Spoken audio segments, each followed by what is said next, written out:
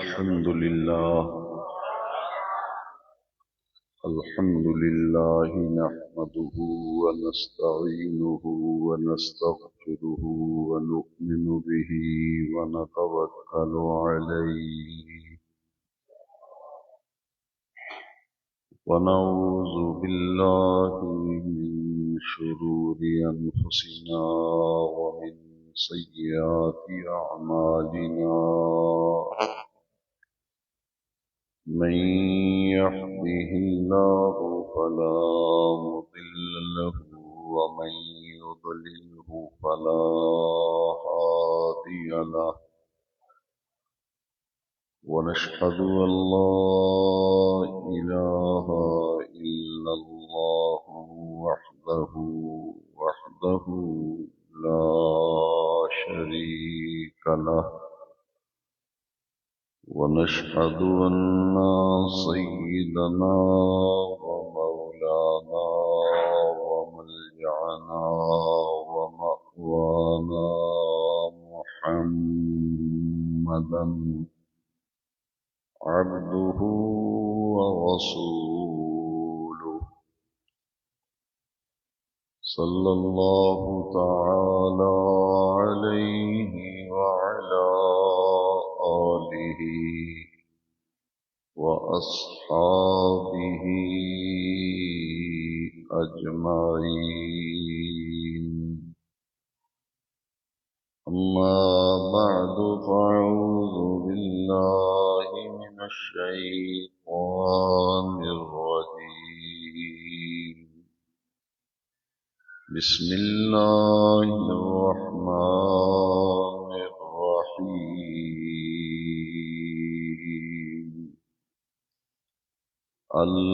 الأخلاء يومئذ بعضهم لبعض عدو إلا المتقين صدق الله مولانا العظيم إن الله وملائكته يصلون على النبي يا أيها الذين آمنوا صلوا عليه وسلموا تسليما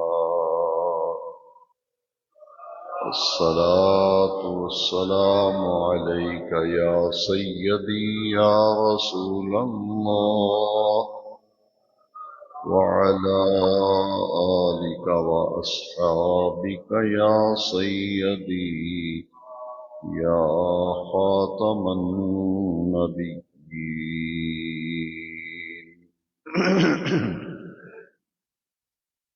حمد و صلاة کے بعد ماہ ربیع الاخر میں سیدنا غوث اعظم شیخ عبد القادر جیلانی رضی اللہ تعالی عنہ کا وصال مبارک ہوا۔ اولیاء کاملین کے وصال کے دن ان کے عرس منائے جاتے ہیں اور اس کا مقصد ان کے ایصال ثواب کا اہتمام اور انعقاد کرنا، ان کی بلندی درجات، ان کی رفتوں کی دعائیں مانگنا، اور دوسرا مقصد یہ ہوتا ہے کہ جس مقصد کے لیے انہوں نے اپنی پوری زندگی گزاری اور اپنی زندگی میں جن باتوں پر عمل کیا اور اپنے مریدین، اپنے وابستگان کو جس بات کی وہ تعلیم دیتے رہے، دین کی جن باتوں کی طرف توجہ دلاتے رہے اور عمل کی دعوت دیتے رہے، ان کی تعلیمات کو بیان کیا جائے اور اس بات کی طرف توجہ دلائی جائے کہ جن کے عرس منا رہے ہیں، جن کی یاد میں یوم وصال پر محافل کا اہتمام کیا جا رہا ہے، ان کی پوری زندگی جس مقصد کے لیے گزری اور جس بات کی وہ پوری زندگی تعلیم دیتے رہے، تربیت کرتے رہے، ہم ان باتوں کو اپنی زندگی میں لانے کی کوشش کریں اور ان کی تعلیمات پر عمل کر کے اپنی دنیاوی اور آخرت کی زندگی کو بہتر بنا لیں۔ تمام اولیاء کاملین یہ دین کے سچے داعی تھے، دین کے سچے مبلغ تھے اور دین کے سچے مصلح تھے۔ ہر اللہ کے ولی میں 3 اوصاف پائے جاتے ہیں، وہ اپنی پوری زندگی میں یہ 3 کام سر انجام دیتے رہے۔ پہلا کام ہے دین کی دعوت دینا، اور جو دین کی دعوت دے اسے کہتے ہیں داعی، دعوت دینے والا۔ ہر اللہ کا ولی دین کا داعی ہوتا ہے، لوگوں کو دین کی طرف بلاتا ہے، دین کی طرف دعوت دیتا ہے کہ آؤ دین کے ساتھ جڑ جاؤ، دین کے ساتھ وابستہ ہو جاؤ، دین کو سمجھو اور دین پر عمل کرو۔ پہلی حیثیت اللہ کے ولی کی داعی کی ہوتی ہے، وہ دعوت کا کام کرتا ہے اور پوری زندگی اس کی دعوت میں گزرتی ہے، آخر وقت تک وہ بلاتا رہتا ہے۔ دوسرا کام اللہ کا ولی تبلیغ کا کرتا ہے۔ تبلیغ کا مقصد یہ ہے کہ قرآن مجید کے احکام، نبی کریم علیہ السلام کے ارشادات، دین کی تعلیم، اللہ اور اس کے رسول کے احکام اور ان کی تعلیمات لوگوں تک پہنچانا، لوگوں تک پہنچانا، دین کی دعوت، دین کا پیغام، دین کی تعلیم، اسے لوگوں تک پہنچانا، اسے کہتے ہیں تبلیغ۔ تیسرا کام مصلح، اللہ کا ہر ولی داعی بھی ہوتا ہے، مبلغ بھی ہوتا ہے اور مصلح بھی ہوتا ہے۔ مصلح کا معنی ہے اصلاح کرنے والا۔ مصلح کا معنی کیا ہے؟ اصلاح کرنے والا۔ جو لوگ اس کی بات پر توجہ دیتے ہیں، اس کو سنتے ہیں، اس کی طرف رجوع کرتے ہیں، تو اللہ کا ولی پھر اپنے ساتھ وابستہ ہونے والوں، اپنے چاہنے والوں، اپنے پاس بیٹھنے والوں اور بات سننے والوں کی اصلاح کرتا ہے۔ جہاں جہاں زندگی میں خرابی پیدا ہوتی ہے وہ ان کی نشاندہی کرتا ہے کہ زندگی کے اندر ان چیزوں سے خرابیاں آتی ہیں، لہذا ان چیزوں سے اپنا دامن بچاؤ، اور تمہاری زندگی کے اور اپنی زندگی کے نظام میں جس جگہ بگاڑ اور خرابی پیدا ہوتی ہے پھر اللہ کا ولی ان کی اصلاح کرتا ہے۔ یہ 3 کام ہیں جو اللہ کے ہر ولی نے کیے۔ ایک ہے دین کی دعوت، ایک ہے دین کی تبلیغ، اور تیسرا ہے امت کی اصلاح، امت کی اصلاح۔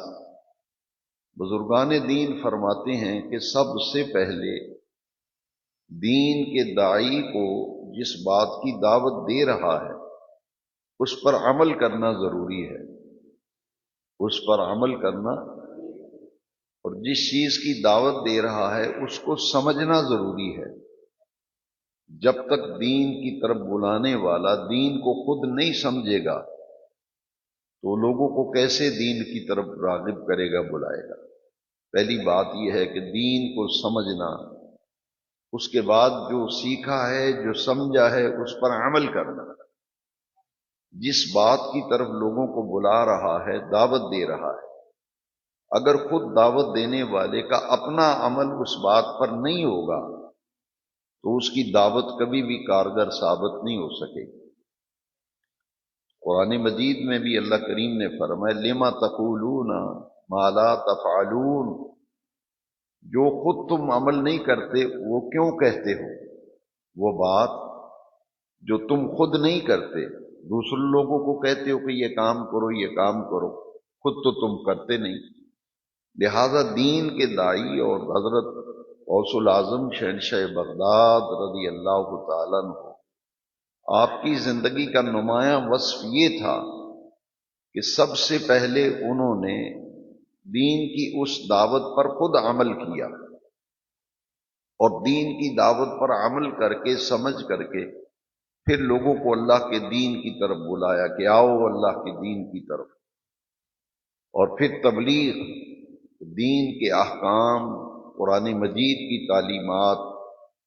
تعلیمات نبوی یہ لوگوں تک پہنچاتے رہے۔ اور پہنچانے کے دو مشہور و معروف ذریعے ہیں، ایک ہے تقریر اور ایک ہے تحریر۔ دو ذریعوں سے دین کا داعی تبلیغ کرتا ہے۔ اسی لیے خطبات جمعہ کا ایک مقصد ہے کہ یہ ہفتہ وار مسلمانوں کا تبلیغی، دعوتی اور اصلاحی اجتماع ہے، اور یہ بات امت کی نظروں سے اوجھل ہے۔ لوگ یہ سمجھتے ہیں کہ بس جمعہ پڑھنا ہے، جمعہ پڑھنے جا رہے ہیں، اور وہ بھی جمعہ نہیں، صرف نماز کا تصور ہے۔ حالانکہ یہ بات تمام سامعین کو اپنے ذہن میں نقش کرنی چاہیے اور سمجھ لینی چاہیے کہ جمعۃ المبارک یہ مسلمانوں کو ہفتہ وار دعوتی، تبلیغی اور اصلاحی اجتماع ہے، کہ ایک ہفتے کے بعد ایک مرکز پہ سب اکٹھے ہوں۔ وہ تو گلی گلی جمعہ شروع ہونے سے وہ تصور ختم ہو گیا۔ اب یہ ہے کہ کم از کم اس بات کی طرف توجہ کی جائے کہ ایک ہفتے کے بعد دین یہ چاہتا ہے کہ دین کے ساتھ وابستہ لوگ، دین کو ماننے والے، دین کے اندر آنے والے، اسلام قبول کرنے والے، ایک ہفتے کے بعد ایک ایسے مرکز پہ جمع ہوں جہاں وہ دین کی دعوت، دین کی تبلیغ سمجھیں، سیکھیں، اور پھر ارادہ کریں اور عزم کریں، تہیہ کریں کہ جو باتیں دین کی سیکھی ہیں، جو تبلیغ آج ہم نے سنی ہے، اس پر عمل کرنا ہے اور اپنی عملی زندگی کو بہتر بنانا ہے۔ تیسرا مقصد ہے جمعۃ المبارک کے اجتماع کا اصلاح۔ ایک اصلاح ہوتی ہے کہ واعظ و نصیحت، درس و تدریس، بیانات سن کر، درس قرآن، درس حدیث سن کر جہاں جہاں خرابی ہو اسے دور کیا جائے اور اصلاح کی جائے۔ اور ایک بڑا مقصد یہ ہوتا ہے کہ بعض چیزیں ایسی ہوتی ہیں جو دوسروں کی طرف دیکھنے سے آدمی سیکھتا ہے۔ کئی بزرگوں کا یہ طریقہ ہے کہ وہ کسی کو دیکھتے تھے کہ اس کا وضو کرنے کا طریقہ صحیح نہیں، یہ وضو صحیح طریقے سے نہیں کرتا۔ ان کی تبلیغ کا ایک انداز تھا، وہ بڑا پیارا انداز تھا اور بڑا مؤثر انداز تھا۔ جب تک امت کے اندر یہ طریقہ تبلیغ رہا، لوگ عمل کرتے رہے۔ جب اس کے اندر تبدیلی آ گئی تو پھر معاملات گڑبڑ ہوتے چلے گئے۔ بزرگوں کا یہ طریقہ تھا کہ ایک نمازی کو دیکھا یا کسی مسلمان بھائی کو کہ وضو کر رہا ہے، انہوں نے دیکھا کہ یہ اس کا وضو کرنے کا طریقہ صحیح نہیں، تو وہ فرماتے تھے کہ میں وضو کرتا ہوں، تم میرے وضو کو دیکھو اور مجھے بتانا میں کہاں کہاں غلطی کرتا ہوں۔ میں وضو کرنے لگا ہوں، آپ ذرا دیکھو کہ میرے وضو کے اندر کہاں مجھ سے غلطی ہو رہی ہے، میری اصلاح کرو۔ اب وہ جب دیکھتا تھا تو وہ سمجھ جاتا تھا کہ مجھے سمجھانے کے لیے وضو کیا جا رہا ہے۔ وضو کے اندر جہاں اس سے غلطی ہوتی تھی وہ سمجھ جاتا تھا کہ یہ دراصل میری تعلیم کے لیے اور میری اصلاح کے لیے، میرے وضو کے اندر یہ کمی تھی، یہ کجی تھی، اسے میں دور کر لوں۔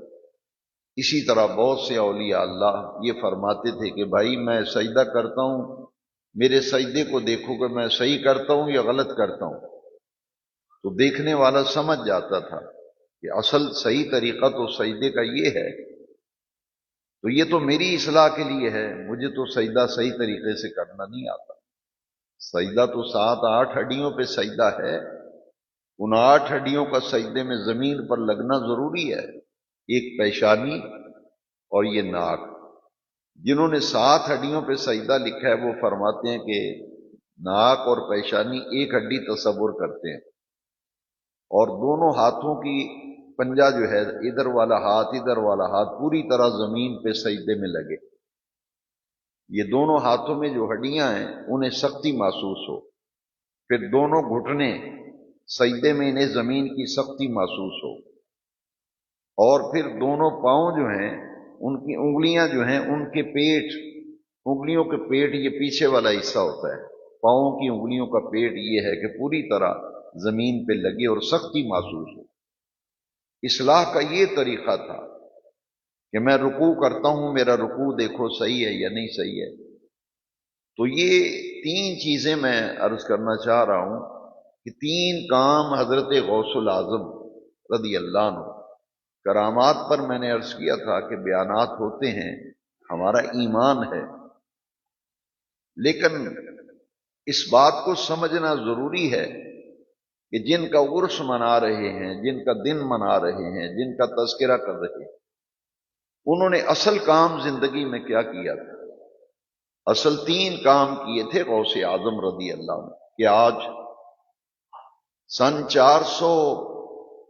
561 ہجری میں آپ کا جو ہے وصال ہوا ہے حضرت غوث العظم رضی اللہ عنہ۔ تو آپ اندازہ فرمائیں کہ 1445 ہجری جا رہا ہے، اتنے سال گزر گئے کہ سیدنا غوث العظم رضی اللہ تعالی عنہ کا پوری دنیا اسلام میں دن منایا جاتا ہے۔ آخر ان کے اندر کیا خوبی ہے کہ اتنے 1000 سال سے زیادہ عرصہ گزر رہا ہے اولیاء اللہ کو، حضرت داتا گنج بخش علی بن عثمان الحجویری رضی اللہ، ان کی یادیں زندہ دلوں کے اندر، کیوں؟ اس لیے کہ وہ ایسا کام کر گئے امت کے نفع کے لیے، اپنے فائدے کے لیے نہیں۔ اپنا نفع فائدہ تو آخرت کا ہے ہی ہے، لیکن اصل مقصد یہ تھا کہ اللہ کی مخلوق کو نفع ملے، فائدہ ملے۔ اس کے لیے 3 کام تھے، ایک دین کی دعوت، دین کی تبلیغ، اور اصلاح امت۔ سب سے پہلے اپنی اصلاح، پھر دوسرے لوگوں کی اصلاح۔ آدمی اپنی اصلاح نہ کرے، لوگوں کی اصلاح کرتا پھرے تو اس کی اصلاح کبھی بھی فائدہ مند ثابت نہیں ہوگی۔ سب سے پہلے دین تقاضا کرتا ہے کہ خود عمل کرو، اور اس کے بعد پھر اس کو لوگوں کو کوشش کرو کہ جو سیکھا ہے سب کو سکھاتے چلو، دیے سے دیے کو جلاتے چلو کہ لوگ دین کے ساتھ وابستہ ہو جائیں۔ یہی مقصد تھا جمعۃ المبارک کے اجتماع کا۔ اسی مقصد کے لیے حضرت سیدنا غوث العظم شیخ عبد القادر جیلانی رضی اللہ عنہ نے اپنی پوری زندگی وقف کی تھی اور بسر کی تھی۔ اب یہ بات سمجھیں کہ تبلیغ اتنا اہم کام ہے جس کی طرف سے امت غافل ہے۔ وہ کیا ہے؟ حضور کی یہ حدیث شریف ہمیشہ پیش نظر رکھے۔ نبی کریم صلی اللہ علیہ وسلم نے فرمایا بلغوا انی ولو آیۃ، بلغوا انی ولو آیہ، اگرچہ میری ایک بات تم تک پہنچے اس بات کو آگے لوگوں تک پہنچا دو۔ بلغوا، پہنچاؤ، انی، میری طرف سے، ولو آیا، اگرچہ ایک بات تمہیں میری کوئی بھی علم میں آ جائے تو اس بات کو دوسرے لوگوں تک پہنچاؤ۔ یہ دین کی دعوت، دین کی تبلیغ اور اصلاح امت تو وہی کرے گا جو مسلح خود دین پر عمل کر رہا ہے، جس بات کی تبلیغ کر رہا ہے اس پہ خود عمل کر رہا ہے۔ قرآن مجید میں رب کریم نے فرمایا لما تقولون ما لا تفعلون، وہ بات کیوں کہتے ہو جو خود نہیں کرتے؟ تو آدمی خود وہ کام نہ کرے، دوسرے لوگوں کو کہے کہ یہ کرے۔ اس لیے دین عمل کا تقاضا کرتا ہے، دین عمل کا تقاضا کرتا ہے۔ عملی اعتبار سے ہمارے ہاں بہت کمزوری پائی جاتی ہے، اور عملی اعتبار سے امت دن بدن کمزور ہوتی چلی جا رہی۔ عمل کا پہلو جو ہے وہ پیش نظر ہی نہیں۔ آپ جمعے کے اجتماعات کو دیکھ لیں، نمازوں کے اندر نمازیوں کی حاضری دیکھ لیں، تو آپ کا دل گواہی دے گا کہ اس وقت 3 کاموں کی بہت زیادہ ضرورت ہے۔ ایک دین کی دعوت، ایک دین کی تبلیغ، اور جو دین کو سمجھنے والے لوگ ہیں، جنہیں دین کا شعور ہے، دین کی سمجھ ہے، دین کی اہمیت کو سمجھتے ہیں، ان کی اگلی ذمہ داری یہ ہے کہ خود اپنی اصلاح بھی کریں، اپنی زندگی بھی سنواریں، اور دوسرے لوگوں کو بھی زندگی سنواریں۔ یہ ہے اصل مقصد، جس کے لیے حضرت غوث العظم شہنشاہ بغداد رضی اللہ تعالیٰ عنہ نے اپنی پوری زندگی بسر فرما دی۔ قرآن مجید کی جو آیت کریمہ میں نے آج تلاوت کی ہے، یہ ان ہستیوں کو جنہوں نے دین کے 3 کام کیے، جس کی تفصیل میں آپ کو بتا چکا ہوں، اور پھر اولیاء اللہ کی معرفت کی پر میں نے غالباً 2-3 جمعات میں، پچھلے جمعے میں آ نہیں سکا، اس سے پہلے جتنے جمعات ہیں ان میں نے یہ وضاحت کی تھی کہ اولیاء کاملین جو ہیں، جنہیں اولیاء اللہ کہتے ہیں، ان کی رفت، ان کی عظمت اور ان کی شان تو بے نیاز رب خود قرآن میں بیان کر رہا ہے۔ کئی دروس کے اندر، کئی بیانات میں یہ میں بات سمجھا چکا ہوں کہ جس طرح نبوت ایک منصب ہے، اسی طرح ولایت بھی ایک منصب ہے۔ جس طرح اللہ کے نبی ہوئے، اسی طرح اللہ کے ولی بھی ہوئے، لیکن نبوت کا دروازہ حضور نبی کریم علیہ السلام کی ذات اقدس پر بند کر دیا گیا۔ سلسلہ نبوت، سلسلہ رسالت منقطع ہو گیا حضور کی ذات پر، وہ دروازہ بند ہو گیا نبوت اور رسالت کا۔ قیامت تک کوئی نیا نبی پیدا نہیں ہوگا۔ لیکن جہاں تک اولیاء اللہ کا معاملہ ہے، تو اولیاء اللہ تو ہر دور میں ہوتے رہے، ہر دور میں ہوتے ہیں، اور قیامت تک اللہ کے ولی جو ہیں وہ آتے رہیں گے۔ یہاں ایک بڑی دلچسپ بات ہے کہ نبوت کا دروازہ تو حضور پہ بند ہو گیا، تو حضور آخری نبی ہیں، آخری رسول ہیں، آخری پیغمبر ہیں۔ تو اب سوال یہ پیدا ہوتا ہے کہ یہ ولایت کا سلسلہ کب تک چلتا رہے گا؟ کب تک ولی آتے رہیں گے؟ اور پھر یہ بڑا دلچسپ سوال ہے کہ آخری ولی کون ہوگا جس پہ ولایت کا دروازہ بند ہو جائے گا؟ نبوت کا دروازہ تو حضور پہ بند ہو گیا۔ سن لیجئے کہ حضرت امام مہدی جب تشریف لائیں گے تو وہ اللہ کے آخری ولی ہوں گے قرب قیامت میں۔ ان پر ولایت کا دروازہ بند ہو جائے گا۔ ان کے آنے کے بعد، ان کے ظہور کے بعد پھر کوئی بھی ولی نہیں ہوگا، کسی کو ولایت نہیں ملے گی، وہ بالکل قیامت کے قریب آئیں گے۔ لہذا ولایت کو بطور منصب آپ دیکھیں قرآن مجید کی روشنی میں اور حدیث شریف کی روشنی میں،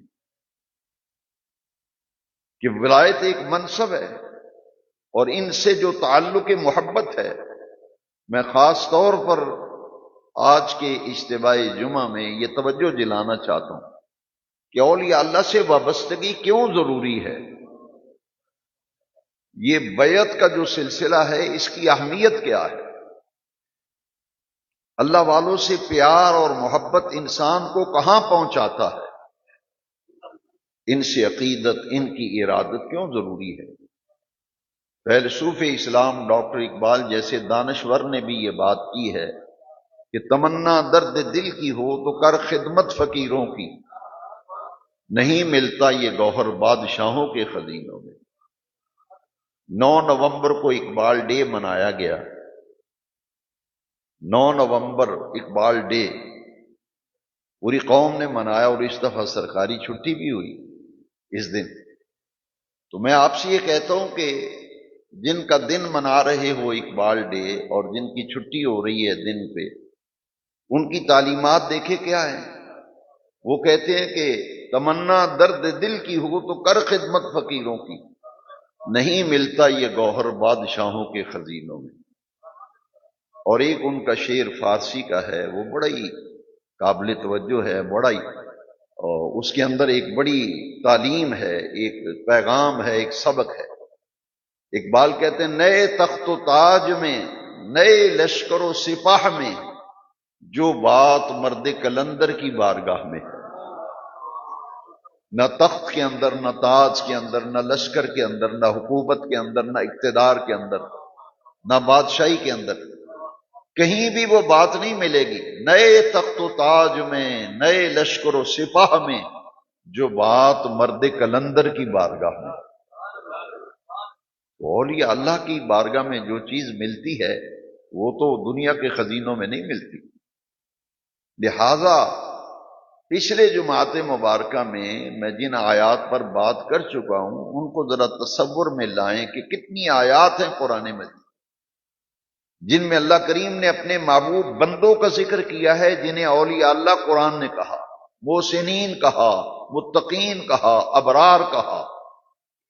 یہ آپ پچھلے جمعات میں سن چکے ہیں، لیکن آج میں بتاؤں گا کہ ان کی محبت انسان کو کہاں تک لے جاتی ہے۔ قبل اس کے کہ میں اس آیت کریمہ پر، متذکرہ آیت کریمہ پر کچھ گفتگو کروں، بخاری شریف کی ایک حدیث قدسی پہلے سن لیں۔ اولیاء کاملین کا بغض، ان کی عداوت اور ان کی دشمنی، یہ بہت بڑا خسارہ ہے، بہت بڑا نقصان ہے۔ کتنا بڑا نقصان ہے؟ یہ حدیث قدسی سنیں، صحیح بخاری کے اندر یہ حدیث قدسی ہے۔ رب ذوالجلال نے فرمایا، اللہ کریم نے فرمایا من عادی لی ولیا فقد آذنتہ بالحرب، جو میرے کسی ولی سے عداوت رکھے گا، دشمنی رکھے گا، بغض رکھے گا، اللہ کریم نے فرمایا میں اس کے خلاف اعلان جنگ کرتا ہوں۔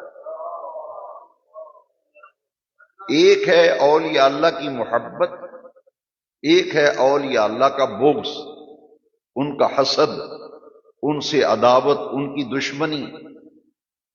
تو اولیاء اللہ کا بغض اور ان کا حسد اور ان کی دشمنی و عداوت، اس کا انجام آپ نے دیکھا کہ اللہ کریم فرماتا ہے من عادی لی ولیا فقد آذنتہ بالحرب، عرب جنگ کو کہتے ہیں، میرا اس کے خلاف اعلان جنگ ہے جو میرا کسی ولی سے دشمنی کرے گا۔ ولایت کا معیار پچھلے جمعات میں آپ سن چکے ہیں، جو اس معیار پہ پورا اترے گا سر تسلیم خم ہے، اور جو اس معیار پہ پورا نہیں اترے گا وہ کبھی بھی اللہ کا ولی نہیں ہو سکتا۔ اب اس کا دوسرا پہلو ہے کہ ایک ہوتا ہے ولی کی عداوت، دشمنی، حسد، بغض، مخالفت، دوسرا ہے اللہ کے ولی سے محبت و پیار۔ جو عداوت و دشمنی ہے اس کا تو میں نے حدیث قدسی سے آپ کو بتا دیا۔ اب ان سے جو پیار ہے، ان سے جو محبت ہے، ان سے جو عقیدت ہے، ان کا جو احترام ہے، وہ انسان کو کہاں لے جاتا ہے۔ آیت کریمہ قرآن مجید کی سنیے، الاخلاء یومئذ بعضهم لبعض عدو الا المتقین۔ عربی کے اندر، عربی زبان میں دوست کو خلیل کہتے ہیں، انگلش میں فرینڈ کہتے ہیں، اور عربی کے اندر خلیل، اور خلیل کی جمع ہے اخلا۔ الاخلاء دنیا کے تمام دوست، یومئذ اس سے مراد قیامت کا دن ہے۔ مولانا مودودی نے اپنی تفہیم القرآن کے اندر یومئذ سے مراد لکھا ہے قیامت کا دن، کہ قیامت کے دن دنیا کے تمام دوست بعضهم لبعض عدو، ایک دوسرے کے دشمن بن جائیں گے۔ جس دوستی کی بنیاد دنیا ہوگی اور دنیا کے حوالے سے جتنے بھی دوست ہوں گے اللہ کا قرآن کہتا ہے قیامت کے دن وہ دوست دشمن بن جائیں گے ایک دوسرے کے، الا المتقین، لیکن جو متقین سے دوستی ہوگی، متقین سے پیار ہوگا، اولیاء اللہ سے جو احترام، عقیدت اور محبت کا پہلو ہوگا، قیامت کے دن یہ دوستی جو اللہ والوں سے ہے یہ قائم رہے گی، باقی دوست سب قیامت کے دن ایک دوسرے کے دشمن بن جائیں گے۔ متقین، اولیاء اللہ، ان کی پہچان، ان کی علامات و معرفت پچھلے خطابات میں بیان کر چکا ہوں۔ آج صرف ایک ریفرنس کوٹ کروں گا۔ جماعت اسلامی، اس کے دو اسکالر ہیں، مولانا گلزار احمد مظاہری اور مولانا اسد گیلانی، دونوں نے مل کر ایک کتاب لکھی ہے جس کا نام ہے بزرگان دین۔ اس کتاب میں لکھا ہے کہ سیدنا عبد القادر جیلانی اس پائے کے متقی تھے کہ انہوں نے 40 برس عشاء کے وضو سے فجر کی نماز پڑھی، یعنی متقی وہ ہوتا ہے جو عبادت گزار ہو، متقی وہ ہوتا ہے جو شب زندہ دار ہو، راتوں کو اللہ کے ذکر سے اپنی رات کو آباد رکھتا ہو۔ تو متقین سے مراد یہاں اولیاء اللہ ہے، کہ جو اولیاء اللہ سے تعلق محبت ہے، تعلق عقیدت ہے، یہ قیامت کے دن بھی برقرار رہے گا، باقی سب دنیا کی دوستیاں وہ تو دشمنی میں بدل جائیں۔ اب دیکھیے کہ ان کا فائدہ بخاری اور مسلم کی متفق علیہ حدیث سے میں عرض کرنا چاہوں گا، لیکن قبل اس کے کہ میں متفق علیہ حدیث بخاری اور مسلم کی سناؤں، اس سے قبل میں قرآن مجید میں سے ایک ریفرنس آپ کی خدمت میں پیش کرنا چاہتا ہوں کہ اولیاء اللہ کی محبت، اولیاء اللہ کی، حضرت داتا گنج بخش کے عرس پہ آپ جاتے ہیں تو ان کی محبت کی وجہ سے، بابا فرید صاحب جاتے ہیں ان کی محبت کی وجہ سے، ہماری مسجد کمیٹی کے صدر حاجی سردار محمد صاحب رحمانی بغداد معلّہ ہو کے آئے، بغداد مقدس، سرکار غوث العظم کے روزہ اطہر پہ حاضری دی ہے، پھر نجف اشرف میں مولا علی کے روزہ پاک پہ حاضری دی ہے، پھر کربلائے معلّہ میں سیدنا امام حسین کے روزہ مبارک پہ حاضری دی ہے بارگاہ۔ وہ مجھے بتا رہے تھے ان زیارتوں کے احوال، تو ان کا یہ سفر جو ہے یہ سفر محبت ہے۔ جتنے بھی لوگ جاتے ہیں بغداد مقدس، نجف اشرف، کربلائے معلّہ، مدینہ منورہ، مکہ مکرمہ، یہ سارے سفر سفر محبت ہیں اور کوئی غرض نہیں، اللہ کی رضا کے لیے بیت اللہ کی زیارت، عمرہ کی ادائیگی، حج کی ادائیگی، اس کو راضی کرنے کی، اور اللہ کے محبوب کریم کے در پر مدینہ منورہ حاضری، وہ بھی اللہ اور اس کے رسول کی رضا کے لیے۔ پھر امام حسین کی بارگاہ میں کربلائے معلّہ اگر حاضری دی اور دیتے ہیں تو کس بنیاد پر کہ یہ رسول اللہ کے لاڈلے ہیں، یہ حضور کے، امام حسین حضور کے لاڈلے ہیں، مولا علی نبی کریم علیہ السلام کے پیارے ہیں، تو حضور کی نسبت سے ان سے پیار ہے، ان سے محبت ہے، تو کسی بھی اللہ والے سے جو محبت ہے وہ انسان کو کہاں پہنچاتی ہے۔ مجھے اس سے غرض نہیں، میں ذہن کافی میرا بدل گیا ہے، مجھے ضرورت نہیں ان پہ تبصرے کرنے کی، میں صرف وہ دلائل جس کی مقدر میں ہدایت ہوتی ہے اسے ملتی ہے۔ ایک طرف 1400 سال سے عقیدہ چلا آ رہا ہے، جو 1400 سال سے عقیدہ چلا آ رہا ہے، اور ایک چند سالوں سے جیلم سے عقیدہ اٹھا ہے، تو پھر بڑی حیرت ہوگی اس بھائی پر جو صحابہ کرام کے ظاہری حیات کے دور سے لے کر آج تک امت کا جس پر عمل رہا ہے اسے ترک کر کے کل کے ایک پلمبر کی بات سن کر اپنا ذہن بدلتا ہے، تو پھر میں اس سے یہی کہوں گا کہ تو نے قرون اولیٰ کے مسلمانوں کو چھوڑ دیا ہے، ان کی سمجھ میں دین نہیں آیا تھا، اس لیے نجات اسی کے اندر ہے۔ ایک عربی کا مقولہ ہے، البرکت ما اکابرکم، کہ ہمارے بڑے جس عقیدے پہ رہے ہیں، غوث العظم، داتا گنج بخش، امام اعظم، سیدنا صدیق اکبر سے لے کر تمام اولیاء تک، سب کا عقیدہ ایک ہی تھا، کوئی بھی ان میں سے دوسرے معاملات نہیں تھے۔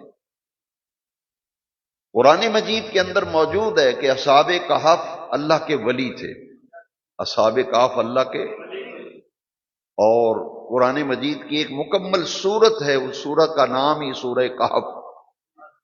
یہ جمعے کے دن اس کی تلاوت حضور نے فرمایا کہ جو آدمی جمعے کے دن سورہ کہف کی تلاوت کرتا ہے، دین و دنیا کے معاملات میں اسے کفایت کرتی۔ یہ اولیاء کرام کے معمولات میں ہے کہ وہ جمعے کے دن سورہ کہف کی تلاوت کیا کرتے۔ اس سورہ کہف کے اندر اصحاب کہف کا ذکر ہے، اور جب اصحاب کہف ایمان بچا کر ہجرت کر کے نکلے تھے تو ان کے ساتھ ایک کتا بھی چلنے لگا تھا۔ اصحاب کہف کا کتا، وہ جب ہجرت کر کے جا رہے تھے تو کتا بھی پیچھے پیچھے جا رہا تھا۔ گورنمنٹ نے اصحاب کہف کی تلاش کے لیے ایک دستہ ترتیب دیا تھا، تو وہ اصحاب کہف کو ڈھونڈتے پھرتے تھے اریسٹ کرنے کے لیے، گرفتار کرنے کے لیے۔ تو اصحاب کہف نے دیکھا کہ ہمارے پیچھے پیچھے کتا آ رہا ہے، اور کتے کی عادت ہے آواز نکالنا، بھونکنا۔ انہوں نے پتھر اٹھا کے مارا کتے کو کہ یہ بھاگ جائے گا، وہ نہیں بھاگا۔ بار بار اصحاب کہف نے اسے پتھر مارے مگر وہ گیا نہیں، لیکن جب زیادہ ہی مار کھا لی نا، تفسیر قرطبی، قرآن مجید کی تفسیر مصر کی چھپی ہوئی، صدیوں پہلے قرآن مجید کی تفسیر امام قرطبی نے لکھی ہے۔ عبداللہ ابن عباس کی روایت اس آیت کے تحت نقل کرتے ہیں کہ انہوں نے جب پتھر مارے تو کتا پریشان ہو گیا کہ اتنی مار پڑ رہی ہے، تو کتا جو ہے پچھلی ٹانگوں پر کھڑا ہو گیا، پچھلی ٹانگوں پر۔ میں عربی عبارت پڑھتا ہوں تاکہ کسی کو اشکال نہ رہے۔ فقام القلب علی رجلیہ، قلب کتے کو کہتے ہیں، پچھلے پاؤں پر کتا کھڑا ہو گیا، اور اگلی دو ٹانگیں اس نے ایسے پھیلائیں جیسے دعا مانگنے والا ہاتھوں کو پھیلاتا ہے۔ تفسیر قرطبی کی عبارت ذرا سن لیں تاکہ اطمینان قلبی ہو جائے۔ فقام القلب علی رجلیہ ورفع یدیہ الی السماء کہیئۃ الداعی، کہیئۃ الداعی، دعا کرنے والے کی طرح دونوں اگلی ٹانگوں کو پھیلایا، اور آسمان کی طرف کے دیکھ کر کتے نے کہا، اللہ اگر زبان دی ہے تو بولنے کی طاقت بھی دے۔ جیسے ہی کتے نے دعا مانگی، پچھلی ٹانگوں پہ کھڑے ہو کے اگلی ٹانگوں کو یوں پھیلایا جیسے دعا کرنے والا ہاتھ کو پھیلاتا ہے۔ اللہ کریم نے کتے کو قوت گویائی عطا کی۔ یہ عام کتا نہیں، یہ اصحاب کہف کا کتا ہے جس کا ذکر عرش والے رب نے قرآن مجید میں کیا ہے۔ کتے نے جب زبان مانگی، بولنے کی طاقت مانگی، تو اللہ کریم نے قوت گویائی دی۔ فناطقا، فناطقا، کتا بول اٹھا۔ ولی حیران رہ گئے، ولیوں نے اب انگلیاں منہ میں ڈال دی کہ کتا بھی کبھی بولتا ہے، یہ کتا گفتگو کر رہا ہے۔ کتے نے کیا کہا؟ فناطقا، اللہ نے کتے کو بولنے کی طاقت دی۔ اصحاب کہف کا کتا بولا، اور بول کر کیا کہا؟ لا تخافوا منی، لا تخافوا منی۔ اس نے کہا، اللہ کے ولیوں مجھ سے ڈرو نا، میں بھونکنے والا کتا نہیں ہوں، میری مجال نہیں کہ میں آواز نکالوں۔ کتے نے جو گفتگو کی نا وہ ذرا سنیں۔ فناطقا، کتا بول اٹھا، لا تخافوا منی، اللہ کے ولیوں مجھ سے ڈرو نا، میں بھونکنے والا، آوازیں نکالنے والا کتا نہیں۔ میں سمجھتا ہوں کہ پولیس تمہاری تلاش میں ہے، میری کیا مجال میں آواز نکالوں؟ میں تم وٹے بھی کھا رہا ہوں، پتھر کھا رہا ہوں، لیکن تمہارا ساتھ نہیں چھوڑ رہا۔ وجہ کیا ہے؟ سنیے، تفسیر قرطبی پڑھ رہا ہوں، سورہ کہف کی تفسیر اٹھائیے۔ حضرت عبداللہ ابن عباس کی روایت ہے رضی اللہ تعالیٰ عنہ، کتے نے کہا انی احب من احب اللہ، جو اللہ سے محبت کرنے والے ہیں میں ان سے محبت کرنے والا ہوں۔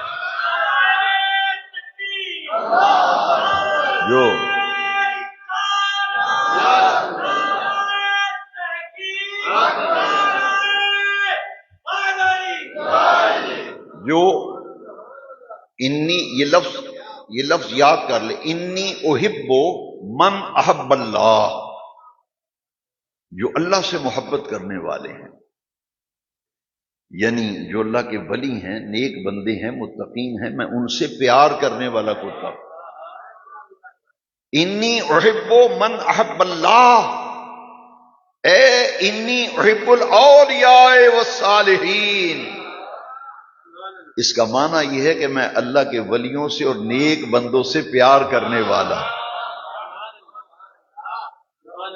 جائیے، تمام مکاتب فکر کا اس بات پر اتفاق ہے کہ یہ کتا بعالم باورا انسان کی شکل میں جنت میں جائے گا۔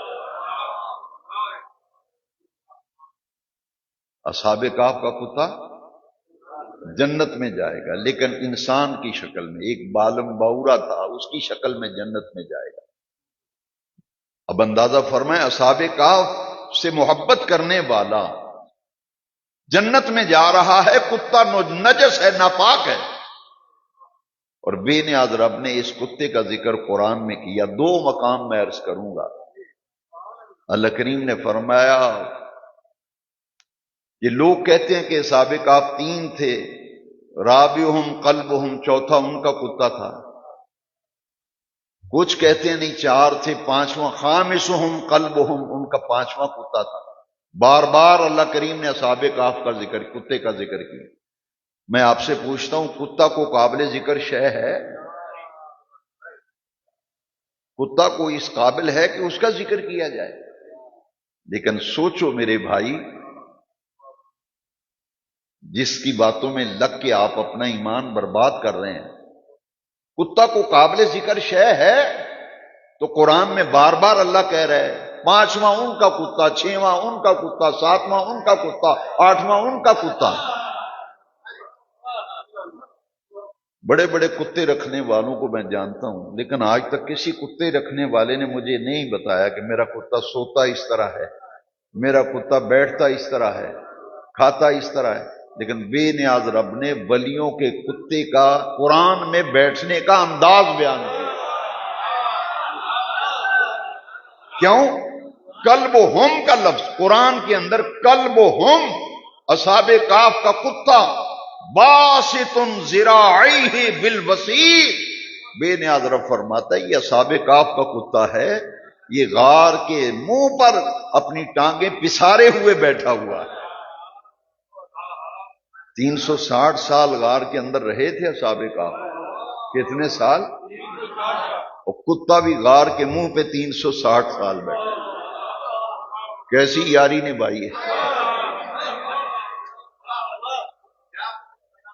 ہم ایک دن بات نہ ہو تو پیر کا در چھوڑ دیتے ہیں۔ وہ کتے سے سیکھو، جس نے وٹے بھی کھائے ولیوں کا ساتھ نہیں چھوڑا، پھر دوستی نبھائی۔ 360 سال غار کے منہ پہ کتا بیٹھا رہا ہے۔ اللہ کریم نے فرمایا وَقَلْبُهُ بَاسِطٌ ذِرَاعِهِ، اور دیکھیے کہ آخری بات بخاری اور مسلم کی متفقون اہل حدیث ہے۔ حضور نے فرمایا ان من امتی 70,000 يدخلون الجنة بغیر حساب، میری امت میں 70,000 افراد ایسے ہیں، بخاری اور مسلم کی متفقن علیہ حدیث، آمینہ کے لال، رحمت کائنات، نور مجسم صلی اللہ علیہ وسلم فرمایا میری امت میں 70,000 افراد ایسے ہیں جن کا حساب کتاب نہیں ہونا، وہ بغیر حساب کتاب کے جنت میں جائیں گے۔ اور مسلم شریف کے اندر اسی حدیث کے حاشیے میں ایک حدیث ہے، کہ اللہ کریم فرمائے گا ان 70,000 سے کہ اکیلے نہ جاؤ، تم سے جو محبت کرنے والے، پیار کرنے والے، انہیں بھی ساتھ لے جاؤ۔ ہر اللہ والا مرشد کامل 70,000 چاہنے والوں کو ساتھ لے گا، اور کہاں جا رہے ہیں؟ جنت کی طرف جا رہے ہیں۔ قربان جائیں میرے مدینے والے آقا نے ان لوگوں کے جنت میں جانے کا منظر بیان کیا۔ فرمایا آخذم بعضهم بعضا متماسکون، جنڈیاں ڈالی ہوں گی، ہاتھوں میں ہاتھ ڈالے ہوں گے، اور یہ اللہ کے ولی کی، اپنے مرشد کی قیادت میں جنت میں جا رہے ہوں گے۔ تو ان کا حساب کتاب نہیں ہونا۔ مسلم شریف، بخاری شریف کی متفقن علیہ حدیث، جب جنت کا دروازہ آ جائے گا تو ولی اتنے لجپال ہیں، وہ مرشد کامل جنت کے دروازے پہ کھڑا ہو جائے گا، جنت کا دربان کہے گا حضرت اندر چلو، جنت وہ کہیں گے میں نہیں جاتا، میں یہاں کھڑا ہوں۔ اور کب تک کھڑے رہیں گے؟ نہیں جائیں گے جنت کے اندر۔ حدیث شریف کے لفظ سنیں، لا يدخل اولهم، لا يدخل اولهم،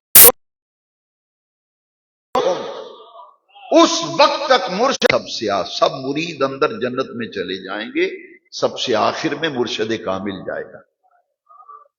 حدیث شریف کا آخری لفظ بڑا پیارا ہے، اس پہ میں 2-3 منٹ زیادہ ہو گئے، اس پہ میں ختم کرتا ہوں کہ صحابہ نے کہا حضور اس کی کوئی نشانی جائیں گے جب تک آخری چاہنے والا نہیں چلا جاتا۔ حضور ان کی نشانی کوئی ہمیں علامت بتا دیں۔ حضور نے فرمایا وجوہہم کصورۃ القمر، وجوہہم کلیلۃ القمر، فرمایا ان کے چہرے قیامت کے دن 14ویں رات کے چاند کی طرح چمک رہے ہوں گے۔ ان کے چہرے 14ویں رات کی طرح چمک رہے۔ تمنا درد دل کی ہو، تمنا درد دل کی ہو تو کر خدمت فقیروں کی، نہیں ملتا یہ گوہر بادشاہوں کی۔ اقبال ڈے منانے والوں، اقبال کہتا ہے نہ پوچھ ان خرقہ پوشوں کی ارادت ہو تو دیکھ ان کو، نہ پوچھ ان خرقہ پوشوں کی ارادت ہو تو دیکھ ان کو، ید بیضا لیے بیٹھے ہیں اپنی آستینہ۔ وآخر دعوانا